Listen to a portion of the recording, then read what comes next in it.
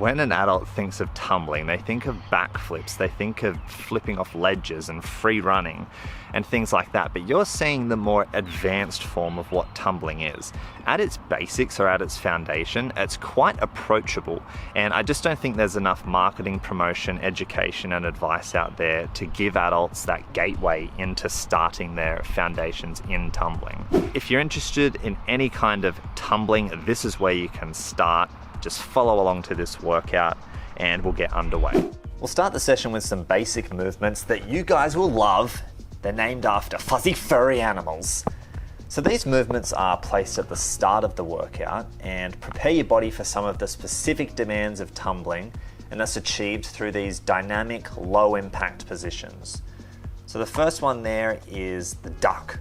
Duck walks. It opens up the hips, mobilizes the ankle joint and stretches the calves. This next one, the caterpillar, is a great warm-up for your upper body with that push-up component, and it's a great compression exercise that primes the hamstrings and the abdominals. One of the keys is to have your hands remain flat on the ground and to walk your feet up with straight legs so that your feet are between your hands and your hands are flat on the ground. Bouncing bears. It's great that people understand what you're doing here immediately. You don't ever need to explain. Hashtag sarcasm. The aim here is to remain static through the upper body. Crawling on the arms, it further warms up the upper body for the incoming handstand drills. And then the lower body rotates at the hips side to side. This final one is some light bouncing in the full squat using power generated from our toes through that plantar flexion of the foot. Can you guess what it is? That's right, it's a kangaroo. While I was editing this, I thought I'd quickly go out and film this crab position as well. I may have done it a few times during gymnastics classes, but I mainly remember it from wrestling class. It's great for hand and foot coordination, which is also important for tumbling. So add this one in as well, along with the other animals, to create your Noah's Ark of warm-ups. Now we're entering the foundations of tumbling here. We really want to train the rebound and the strength in our Achilles and our heels. But assuming most of the audience here are adults that are fresh from tumbling, they've not done any before, this is where you start. This is your bread and butter in preparing yourself for bigger and better skills. We're starting off with straight jumps, forwards, backwards, left and right. The reason we're doing this and what is important to focus on with this is the rebound within the ankle, within the heels, staying on the balls of our feet, continuing that bounce, jump to jump, and keeping our core engaged the entire time, so glutes activated, abs, lower back activated, and we're keeping our arms up by our ears. There is some bend in the knees, but it's not like a proper jump up. And you see I'm keeping the whole torso, shoulders, arms tight and extended. One thing that is extremely important in tumbling is your landings. So a landing is, think like a motorbike rider. Knees slightly bent, shoulder width apart, hands out in front. It's just like that. That is your landing. Now we do gentle broad jumps, okay, jumping forward, landing in that position to drill home that muscle memory.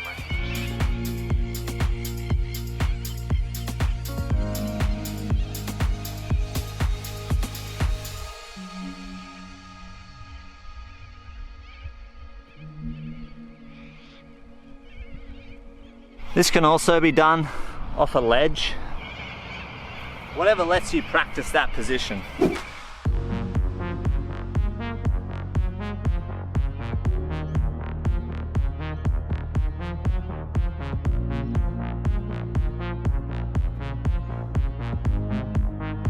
Okay, so the reason why we're doing that standing broad jump is it's our first introduction to power. It's the first time we're actually trying to jump, you exerting a lot of effort. Everything else was kind of scaled back and gentle, but now this broad jump is our power. And then we follow that on with some standing tuck jumps. A tuck jump is power again and making our body small, tucking into a ball. That will come through when we do front flips, back tucks, that kind of thing. But at the moment, we're just jumping and learning to tuck into a ball. Now, we are combining the conditioning that we did for the ankle and the Achilles heel at the start with the landing element, the safety component, along with some power from the broad jump. So we are doing a 180 jump with a controlled landing. Stick with the 180 till you are landing it at least 5 times in a row before you consider adding a 360 or doing a full twist. And that will be the next step. So do you see where the foundations of tumbling lie? We started off with the conditioning, the foundations of strengthening the ankle joint for the demands of tumbling. Then we added a power element in the standing broad jump and the tuck jump and the straight jumps. And now we're adding something complex to it, i.e. the 180 twist or the 360 twist. Now we're going to add in more than just our jumping, moving over to some upside down elements. Rolling is as basic as it gets to introducing going upside down. Now, granted, there are easier ways to do this in a gymnastics center, but I'm being very delicate here. As an adult, if you can rationalize the concept of going upside down, and if you are physically prepared, I have to be honest, I do target these videos to fit healthy adults. This should be no problem for you. The forward roll and the back roll just require the right leverage to get yourself over and then to control that landing. The back roll is essentially rolling back and using your hands as pressure to take it off of your neck so you can go over to your feet. So you can see I'm using my hands to take pressure. That's what's taking pressure when I'm going upside down. It's not going onto my neck. So you need some mobility within the lats, within the arms, to be able to go behind. And a good prerequisite would be a kip up. If you can do a kip up, I've done a tutorial for that as well, which you can check out. And that is it. Forward rolls, back rolls. Great introduction for the concept of going upside down in tumbling, and great foundation. The world of tumbling is not just about the lower body, it's also about the upper body. Think cartwheels, round-offs, front and back handsprings. The most appropriate way to begin working on the demands of tumbling on the upper body is through handstand work. So even if you can hold a handstand, follow the drills here, and it's not necessarily the aim to hold the handstand, it's more about moving through the handstand and maintaining control through these dynamic entries and exits.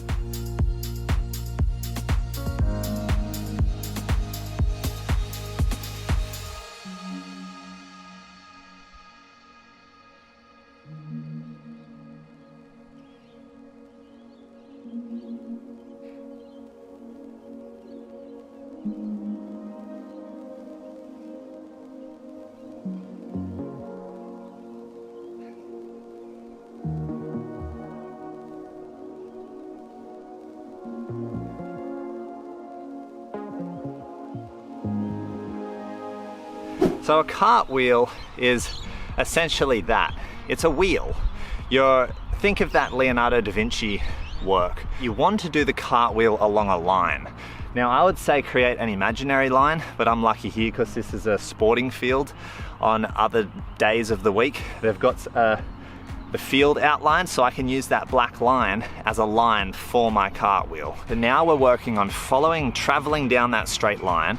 We're working on keeping our shape, and we're working on our own individual lines. And what I mean by that is keeping our arms straight, our back straight, and our legs straight, not bending. It sounds kind of like, oh, well, duh, but as much as I try, because I'm largely self-taught with not a gymnastics background as a kid, my legs tend to bend and my lower back tends to bend. So that's what we'll be working on as we use the line as our feedback.